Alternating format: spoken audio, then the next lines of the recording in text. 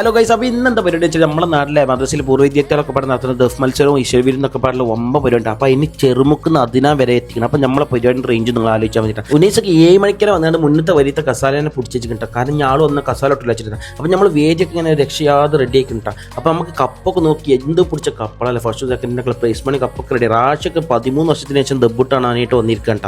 ആദ്യം നമ്മളെ മദ്രസത്തെ ചെറിയ കുട്ടികളെ സ്കൗട്ടാണ്ടാ.